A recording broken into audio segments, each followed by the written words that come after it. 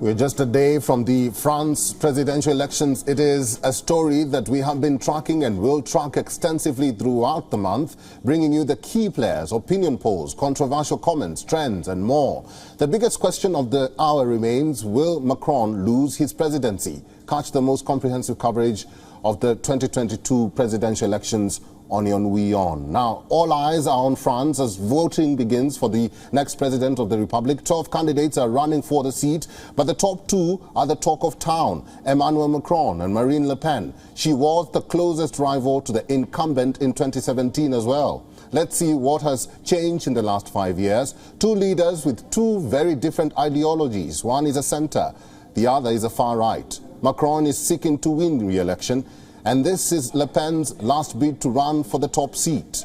Let's come to the promises that the two have made, starting with the economy and their employment. Macron and Le Pen have both promised tax cuts, but the incumbent has also said that his government will toughen security laws against growing terrorism. On the other hand, Le Pen has kept her focus on domestic issues like increasing social benefits for the French people.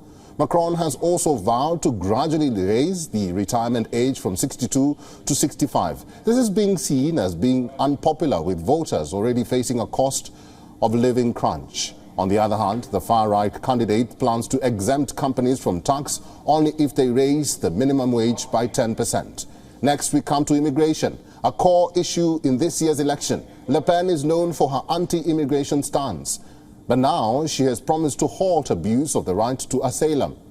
Le Pen plans to bring in a referendum on restricting immigration, whereas Macron has decided to strengthen the country's free borders to eliminate illegal migration. The French president is also in talks to form a new group to get rid of extremism. The body will include clergy, laymen and women. He wishes to give Islam a French makeover. On the other hand, Le Pen has taken an eye-raising pledge to ban Islamic hijab in public areas. Remember, full-face veils are already banned in France. Interestingly, the war in Ukraine also took a front seat during the last few weeks. In some ways, it even upended the presidential campaigning. For Macron, he is juggling a war in Europe with election at home. In the first few days of the war, Macron's attempts to stop Russia from invading was lauded, and his ratings showed that. But within 15 days, something changed. Opinion polls showed a reversed trend. Macron's ratings slumped and Le Pen's ratings soared. This was because the 2017 runner shifted her focus from Ukraine to issues at home, and people gave a green light to her priority. Around 48.7 million people are eligible for the vote. But experts say a lower voter turnout is expected. In 2017, the country reported a record abstention rate with 22%. The polls will close by 8 p.m. local time. The first exit polls will be published right after. The second round of voting will begin end of this month on the 24th. It will be a close call. Elections in France are bound to have a ripple effect in Europe. So let's wait and see who will lead European Union's second largest economy.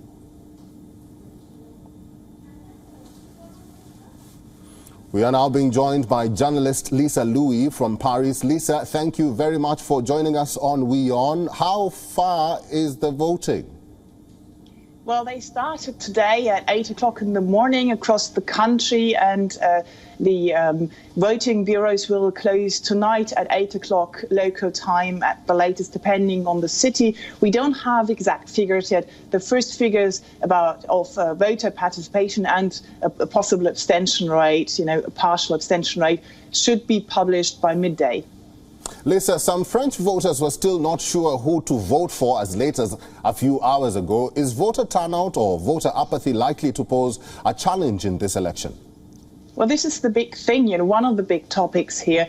People are fearing, and analysts are fearing, that abstention rates could reach record highs. That's on the one hand down to the fact that obviously this country, as many countries in the world, went through a period of lockdowns and people are just tired. There's a certain amount of voter fatigue, but also due to the fact that the political landscape has been shattered thoroughly since 5 years ago when Emmanuel Macron, the centrist current president, came to power. He kind of upended, that's at least what he thought, the traditional political landscape of the centre-right and centre-left that were kind of exchanging power from time to time over the past few decades. Now, he was facing Marine Le Pen, as is likely to be the case this time around in the second runoff vote.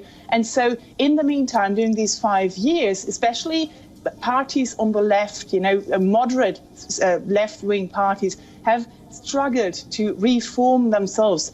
And actually, so voters feel that there is no real alternative when they look at the political landscape. The candidates in the lead are Emmanuel Macron, Marine Le Pen from the far right, and then there's also the far left, Jean-Luc Mélenchon. But what's really missing is the centre-left party, the Socialist Party, that was very important for a very, very long time here in France, and especially the voters that would have voted for that party are now feeling that there's very little motivation for them to actually turn out to vote, even though that might mean that they facilitate Marine Le Pen from the far right, an extremist candidate to get to power. That's right. Lisa, critics argue that this presidential race could become a cliffhanger. Why is this election being considered a tough test for current President Emmanuel Macron? It's been very difficult. For months on end, polls were showing that Emmanuel Macron was in the lead, that it was already set in stone, so to say. People were expecting him to win. He thought, this is a done deal. Then what happened? Then the war in Ukraine started. And he was obviously, as the president, taking the lead on the international stage when it came to talks, possible negotiations, attempts of negotiations between Ukraine and Russia. And so he waited until the very last moment to enter the campaign and to declare his candidacy officially, at least. And, while this so-called flag effect, that people rallying around their leader in terms of prices, that really helped him in the first place. His ratings went up by several points, but that effect, the flag effect, waned off. And in the meantime, he has done very little to actually participate in this campaign. There was no debate between him and the other 11 candidates before this first round of voting that's happening today. And in the meantime, Marine Le Pen from the far right, she's been doing the legwork over the past few months. She's been going from town to town, from city to city, from market to market, to tell people that she's there, that she's, so to say, the candidate close to the people, and that she would help them with their biggest priority in this election, which is spending power, that she would block the prices for essential goods here in France, control fuel prices, and obviously with Western sanctions on Russia, that concern has grown bigger with inflation going up just like in other countries, and that has kind of pushed to the background the fact that Marine Le Pen is still a very xenophobic candidate. The first thing that she would do after coming to power would be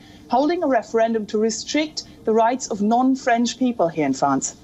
Actually, I wanted to ask about that. Let's talk about the ifs. If the far-right candidate Marine Le Pen unseats Macron, what do the French people predict of how her leadership will look like?